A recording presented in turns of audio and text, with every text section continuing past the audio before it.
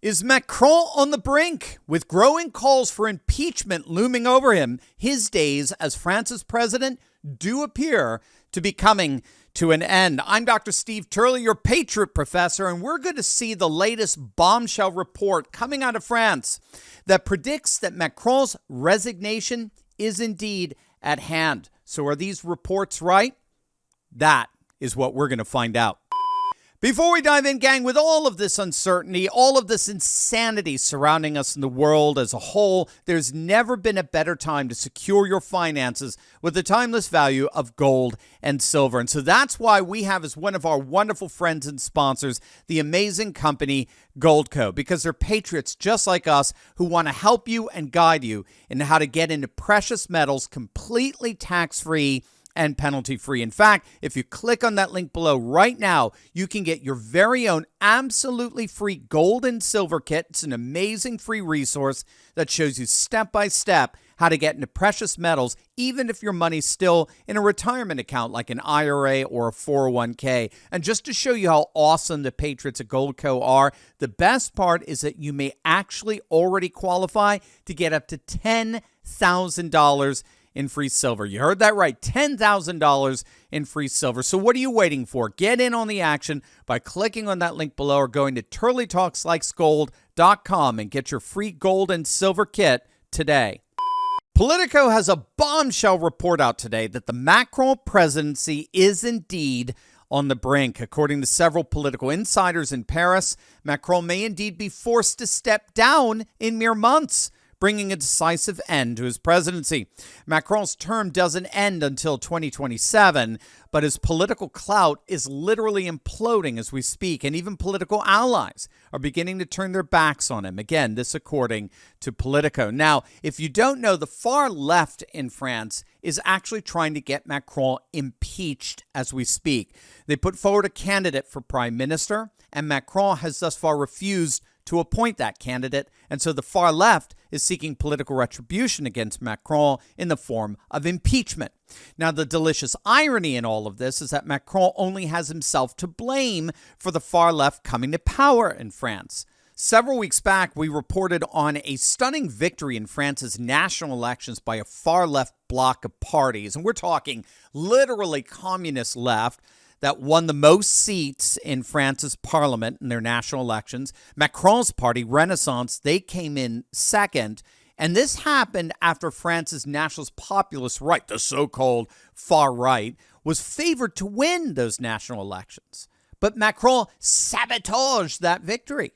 France has 2 rounds of elections where the winner has to get at least 50% of the vote. So in the first round, which happened a week before the second round, candidates who scored over 50% of the vote, they automatically won. And Marine Le Pen and National Rally, the so-called far right, they absolutely crushed it. They got by far the most amount of candidates who got over the 50% mark a week before the second round. But for all those candidates who didn't cross the 50% mark, there was that second round. And what Macron did for the second round is he got more than 200 of his party members, those who belong to the Renaissance Party.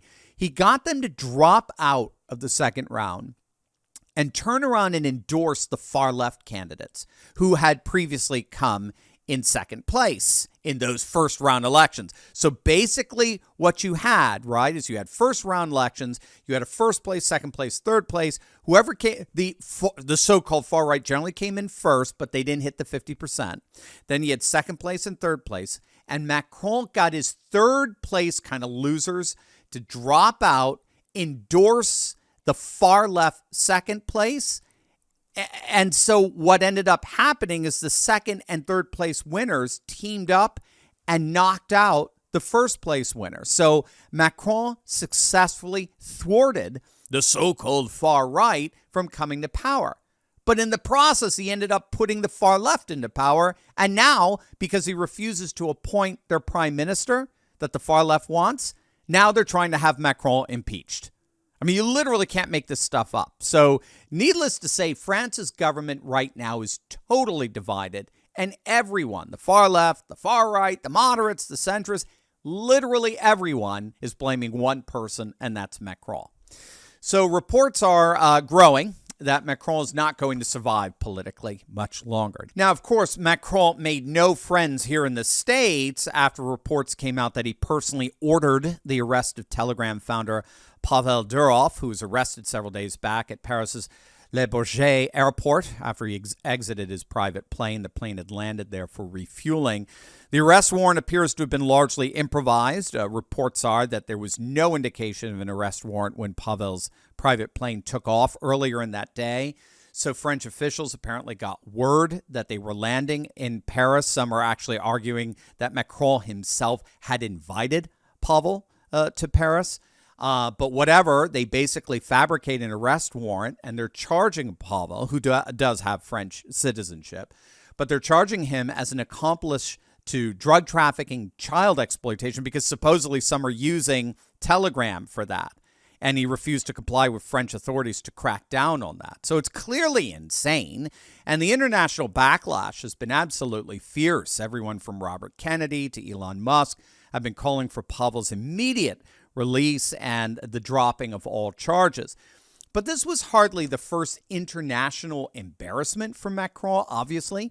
I mean, we all remember just weeks ago, there was a massive international backfire against the Paris Olympics after the opening ceremonies basically insulted billions of Christians around the world. Leaders from across the globe formally voiced their outrage over what some were calling the shocking and insulting mockery of Christians during the opening ceremonies of the Paris Olympics. And frankly, gang, that was all just par for the course for how more and more nations, particularly in Africa, are telling the French where they can stick it with their virulent and viral secular values. You may have noticed that there have been a number of successful political coups of late in the Sahel region of Africa. That's the region where you have nations like Gabon and Niger and Mali and Burkina Faso. They've all staged successful coups, but a lot of people don't know that that all of these coups have been basically ousting pro-French leaders and expelling the last vestiges of French colonialism from their region.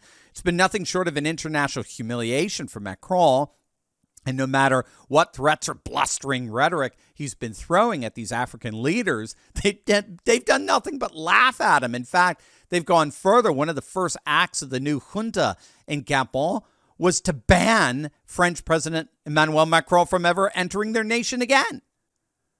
I mean, so this goes way beyond Macron. More and more pundits are recognizing we're actually seeing the collapse of what's known as France-Afrique happening right before our very eyes. France-Afrique is the system of political and economic engagement that France has instituted with its former African colonies.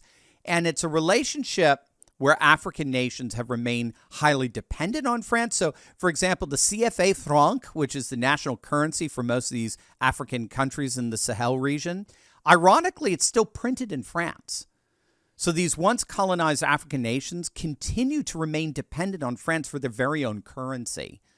And yet this continued dependency is happening even as African nations are becoming increasingly independent from their former European colonizers. And so, ironically, the policy of France-Afrique has been seen as a highly exploitive policy where imperialist monetary policies are viewed as crippling domestic African economies. And so now, as populist Pan-African sentiment spread, more and more African populations see their current governments as nothing more than puppets of these exploitive France-Afrique policies. And so that's why we're seeing through their militaries so many populations rising up and toppling their puppet governments. And they're humiliating France, and particularly Macron, in the process.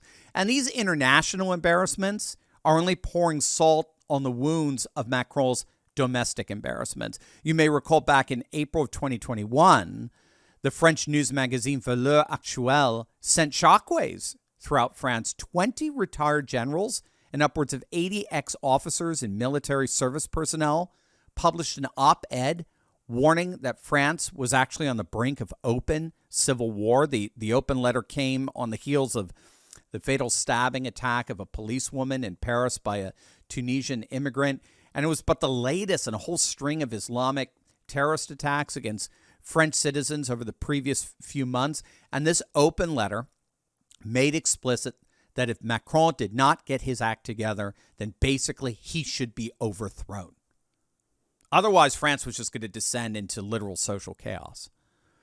So obviously, we'll keep an eye on how things develop for Macron, but given the humiliations he faces both at home and abroad, I wouldn't be surprised the days of the Macron presidency are indeed coming to an end.